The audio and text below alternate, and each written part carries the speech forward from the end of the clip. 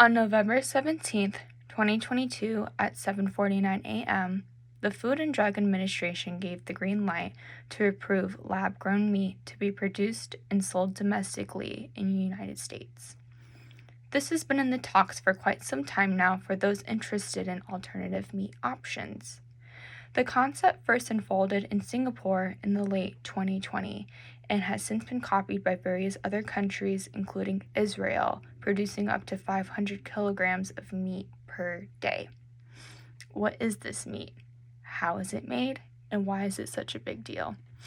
To answer these questions, it all dates back to fighting climate change and keeping up with the global demand of having animal products, especially meat, on the shelves for those to consume.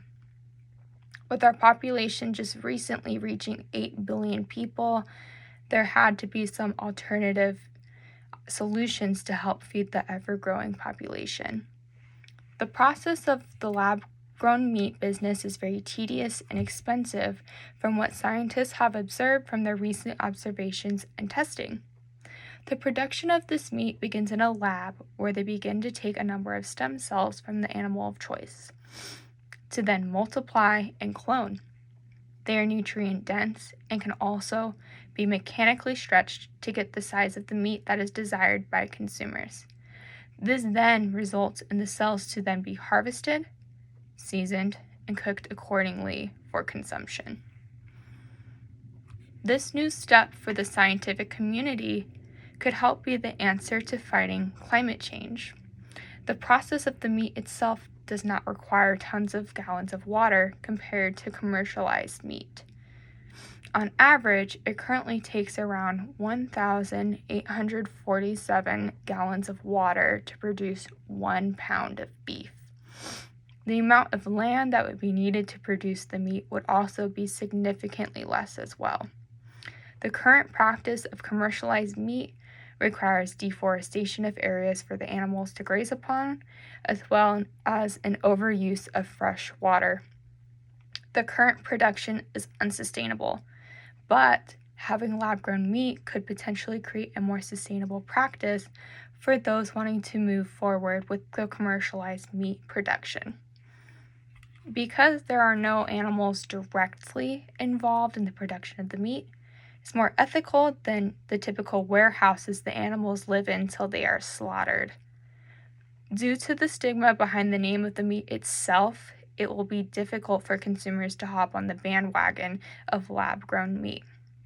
Studies have shown that consumers feel more comfortable with the labels of animal-free meat, clean meat, and cultured meat. All terms have a more positive connotation.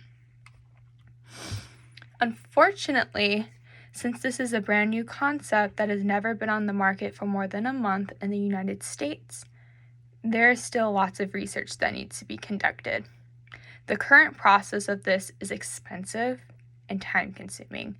It would not fulfill the current demand of the commercialized meat industry. During the growing process of the stem cells, there are high possibilities of the cultures to be contaminated, resulting in a total reset in the selected meat.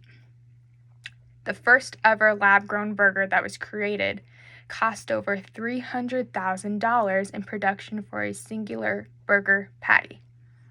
Luckily, since companies have gotten the green light from the FDA, there are more opportunities to be brought forth. Researchers hope to use this knowledge towards human health care for biotechnological advancements in medicine. Be on the lookout for these new products to soon hit the shelves in hopes of creating more sustainability in the agricultural business. This may be the first step for changes to be made.